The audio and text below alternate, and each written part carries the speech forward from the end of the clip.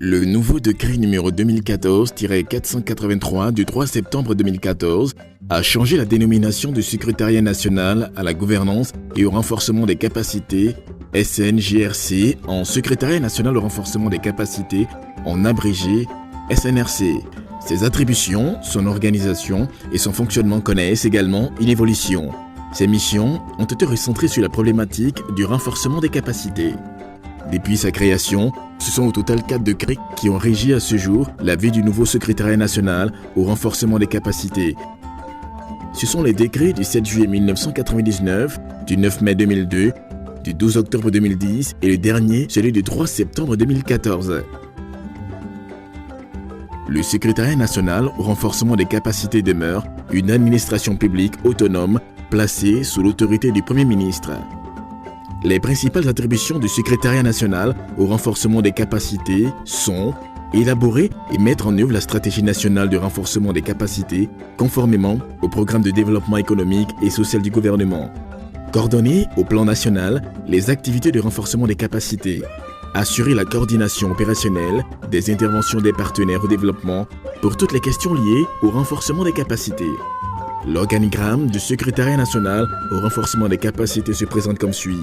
Un secrétaire national adjoint, 5 départements que sont le département des programmes de renforcement des capacités, le département de la valorisation et de la promotion des compétences nationales, le département du suivi-évaluation et de la mobilisation des ressources, le département des affaires juridiques et de la réglementation, le département de l'administration et des finances, le service de la communication et de la sensibilisation, le service des archives et de la documentation, des correspondants sectoriels. Point focaux.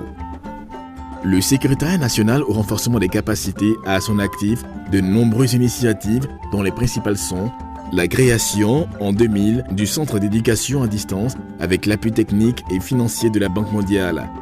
Le CED permet aujourd'hui de renforcer les capacités des acteurs du secteur public, du secteur privé et de la société civile à travers des formations de très haut niveau et des partages d'expériences avec des experts de par le monde par vidéoconférence. Le recrutement par appel à candidature en 2001 des directeurs généraux des régies financières, douanes, impôts, trésor. La loi relative à la presse nationale en 2004 qui a conduit à la création du Conseil national de la presse et de la Haute autorité de la communication audiovisuelle.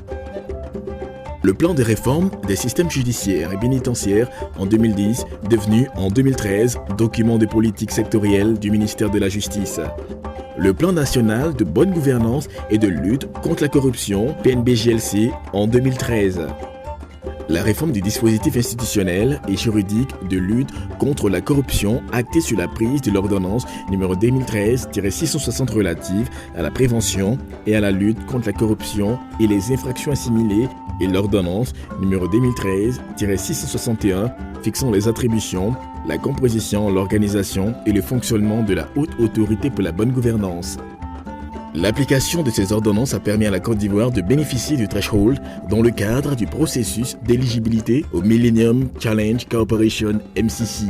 Par ailleurs, certaines propositions soumises au gouvernement demeurent en attente. Il s'agit notamment du projet d'institutionnalisation des secrétaires généraux des ministères, de la charte d'éthique et du projet de loi portant code de déontologie permettant de réglementer de manière positive le comportement des agents publics, du cadre stratégique de réforme administrative. Le changement de dénomination opéré en septembre 2014 réaffirme l'intérêt du gouvernement en matière de développement des capacités au moment où la Côte d'Ivoire amorce sa marche vers l'émergence par la mise en œuvre du plan national de développement 2016-2020. Selon une approche holistique intégrant les aspects institutionnels et juridiques, humains et opérationnels des problématiques de développement. Cependant, de nombreuses initiatives de renforcement des capacités sont identifiées et mises en œuvre à travers différentes stratégies sectorielles par une multitude d'acteurs et ne s'inscrivent pas toujours dans un cadre unique de coordination, compromettant ainsi l'efficacité de l'action gouvernementale. En réponse à ces préoccupations et conformément à ses missions, le Secrétariat national au renforcement des capacités a entrepris l'élaboration d'une stratégie nationale de renforcement des capacités pour mettre à la disposition du gouvernement un cadre programmatique cohérent de coordination des actions de renforcement des capacités et accompagner efficacement la mise en œuvre du PND 2016-2020, soutenant ainsi la détermination du gouvernement dans sa marche vers l'émergence.